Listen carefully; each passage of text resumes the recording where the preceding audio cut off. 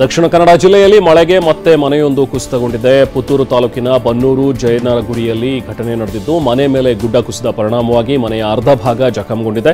ತಕ್ಷಣ ಎಚ್ಚೆತ್ತ ತಂದೆ ಮಜೀದ್ ತನ್ನ 3 ಮಕ್ಕಳನ್ನ ರಕ್ಷಿಸಿದ್ದಾರೆ. ರಣರಕ್ಕಸ ಮಳೆಗೆ ಕುಕ್ಕೆ ಸುಬ್ರಹ್ಮಣ್ಯದ ಕುಮಾರಧಾರ ಸ್ನಾನಘಟ್ಟ ಮುಳುಗಡೆಯಾಗಿದೆ. ದಕ್ಷಿಣ ಕನ್ನಡ ಜಿಲ್ಲೆಯ ಕಡಬ ತಾಲೂಕಿನ ಕುಕ್ಕೆ ಸುಬ್ರಹ್ಮಣ್ಯದ ಕುಮಾರಧಾರ ಕಿಂಡಿ ಅಣೆಕಟ್ಟು ಸಂಪೂರ್ಣ ಮುಳುಗಡೆಯಾಗಿದ್ದು, ಕುಮಾರಧಾರ ನದಿಗೆ ಇಳಿಯದಂತೆ ಭಕ್ತಾದಿಗಳಿಗೆ ಸೂಚಿಸಲಾಗಿದೆ. ಉತ್ತರ ಕನ್ನಡ ಜಿಲ್ಲೆಯ ಹೊನ್ನಾವರದ ಭಾಸ್ಕೇರಿ ಬಳಿ ಭಾರೀ ಮಳೆಯಿಂದಾಗಿ ಗುಡ್ಡ ಕುಸಿದಿದೆ. ಇದರಿಂದಾಗಿ ರಾಷ್ಟ್ರೀಯ ಹೆದ್ದಾರಿ 206ರಲ್ಲಿ ವಾಹನ ಸಂಚಾರ ಸಂಪೂರ್ಣ ಬಂದ್ ಆಗಿದೆ. ಕಾರವಾರದಿಂದ ಬೆಂಗಳೂರಿಗೆ ತೆರಳುವ ವಾಹನ ಸವಾರರು ಪರದಾಡುವಂತಾಗಿದೆ. ಉತ್ತರ ಕನ್ನಡ ಜಿಲ್ಲೆಯ ಶಿರಸಿ, ಸಿದ್ದಾಪುರ, ಯಲ್ಲಾಪುರ ಭಾಗದಲ್ಲಿ ಧಾರಾಕಾರ ಮಳೆಯಾಗ್ತಾ ಇದೆ. ಕಾರವಾರ, ಅಂಕೋಲ, ಭಟ್ಕಳ, ಹೊನ್ನಾವರದಲ್ಲಿ ಸಣ್ಣ ಮಳೆಗೆ ಅವಾಂತರವೇ ಸೃಷ್ಟಿಯಾಗಿದೆ. ಕಾರವಾರದ ಮಾಲಾದೇವಿ ನಗರದಲ್ಲಿ ಮನೆಗಳು ಜಲಾವೃತವಾಗಿವೆ. ಕೊಡಗು ಜಿಲ್ಲೆಯಾದ್ಯಂತ ಮಳೆ ಆರ್ಭಟಿಸ್ತಾ ಇದ್ದು, ಕಾವೇರಿ ನದಿಗೆ ಜೀವ ಕಳೆ ಬಂದಿದೆ. ಮೂರ್ನಾಡು ಸಮೀಪದ ಬಲಮುರಿಯ ಪುರಾತನ ಸೇತುವೆ ಜಲಾವೃತವಾಗಿದ್ದರೆ, ಭಾಗಮಂಡಲ ತ್ರಿವೇಣಿ ಸಂಗಮದಲ್ಲಿ ನೀರಿನ ಮಟ್ಟ ಏರಿಕೆಯಾಗಿದೆ. ಇನ್ನೊಂದೆಡೆ ತಡೆಗೋಡೆ ಇಲ್ಲದ ಪರಿಣಾಮ ಮಡಿಕೇರಿ ನಗರದ ಕಾಲೇಜು ರಸ್ತೆ ಕುಸಿತ ಇದೆ. ಚಿಕ್ಕಮಗಳೂರು ಜಿಲ್ಲೆಯಲ್ಲಿ ಒಂದೇ ಸಮನೆ ಜೋರು ಮಳೆ ಸುರಿತಾ ಇದೆ. ಮೂಡಿಗೆರೆ ತಾಲೂಕಿನ ಕೊಟ್ಟಿಗೆಹಾರ, ಚಾರ್ಮಾಡಿ, ಬಣಕಲ್, ದೇವರಮನೆ ಸುತ್ತಮುತ್ತ ಧಾರಾಕಾರ ಮಳೆ ಆಗ್ತಾ ಇದೆ. ಕಳಸ ತಾಲೂಕಿನ ನೆಲ್ಲಿಬೀಡು ಗ್ರಾಮದ ಬಳಿ ರಸ್ತೆಗೆ ಅಡ್ಡಲಾಗಿ ಮರ ಉರುಳಿ ಬಿದ್ದಿದೆ. ಇದರಿಂದಾಗಿ ಕುದುರೆಮುಖ, ಕಾರ್ಕಳ ರಸ್ತೆ ಸಂಚಾರ ಬಂದ್ ಆಗಿದೆ. ದಕ್ಷಿಣ ಕನ್ನಡ, ಉಡುಪಿ, ಉತ್ತರ ಕನ್ನಡದಲ್ಲಿ ಭಾರೀ ಮಳೆ ಮುನ್ಸೂಚನೆ ಹಿನ್ನೆಲೆ ರೆಡ್ ಅಲರ್ಟ್ ಘೋಷಿಸಲಾಗಿದೆ. ಜೂನ್ 28ರಿಂದ 29ರವರೆಗೆ ಚಿಕ್ಕಮಗಳೂರು, ಕೊಡಗು, ಶಿವಮೊಗ್ಗದಲ್ಲಿ ಮುಂದಿನ 2 ದಿನ ಭಾರೀ ವರ್ಷಧಾರೆ ಬೀಳುವ ಸಂಭವವಿದ್ದು, ಆರೆಂಜ್ ಅಲರ್ಟ್ ಘೋಷಿಸಲಾಗಿದೆ. ಬೆಳಗಾವಿ, ಧಾರವಾಡ, ಹಾವೇರಿ, ಹಾಸನದಲ್ಲಿ ಜೂನ್ 27ರಿಂದ 28ರವರೆಗೆ, ಹಾಗೆ ಮೈಸೂರಿನಲ್ಲಿ ಜೂನ್ 27ರಂದು ಯೆಲ್ಲೋ ಅಲರ್ಟ್ ಘೋಷಿಸಲಾಗಿದೆ.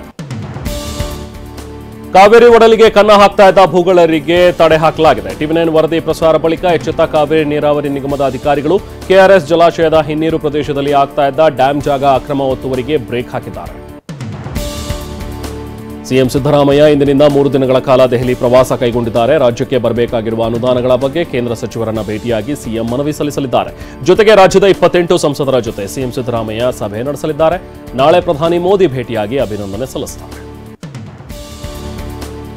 ವಾಲ್ಮೀಕಿ ಅಭಿವೃದ್ಧಿ ನಿಗಮದ ಭ್ರಷ್ಟಾಚಾರದಲ್ಲಿ ಸಿಎಂ ಸಿದ್ದರಾಮಯ್ಯ ರಾಜೀನಾಮೆ ನೀಡಬೇಕು ಅಂತ ಹೇಳಿ ಬಿಜೆಪಿ ಆಗ್ರಹಿಸಿದೆ.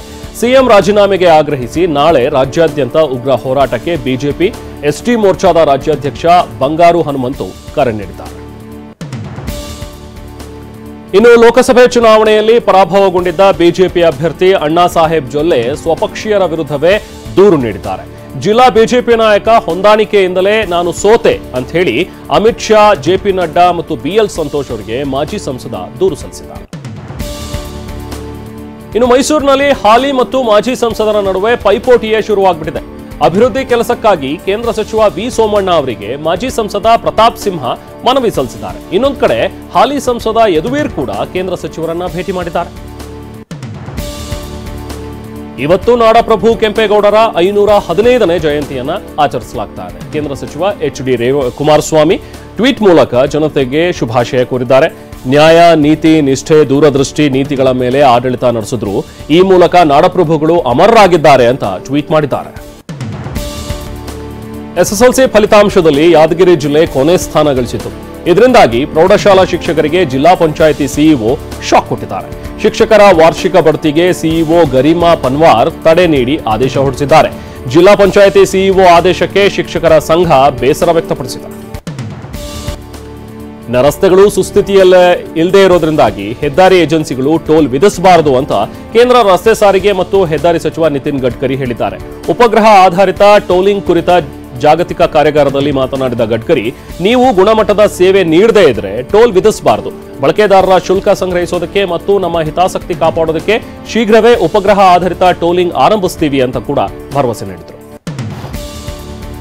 ಇನ್ನು ರಾಷ್ಟ್ರಪತಿ ದ್ರೌಪದಿ ಮುರ್ಮು ಅವರು ಇವತ್ತು 18ನೇ ಸಂಸತ್ತಿನ ಮೊದಲ ಜಂಟಿ ಅಧಿವೇಶನವನ್ನು ಉದ್ದೇಶಿಸಿ ಭಾಷಣ ಮಾಡಿದ್ರು. ಇದಕ್ಕೂ ಮೊದಲು ರಾಷ್ಟ್ರಪತಿ ಭವನದಿಂದ ತಮ್ಮ ಬೆಂಗಾವಲು ಪಡೆ ಜೊತೆಗೆ ನೂತನ ಸಂಸತ್ ಭವನಕ್ಕೆ ರಾಷ್ಟ್ರಪತಿ ದ್ರೌಪದಿ ಮುರ್ಮು ಅವರು ಬಂದರು. ರಾಷ್ಟ್ರಪತಿಗಳನ್ನ ಪ್ರಧಾನಿ ಮೋದಿ, ಸ್ಪೀಕರ್ ಓಂ ಬಿರ್ಲಾ ಸ್ವಾಗತಿಸಿದರು.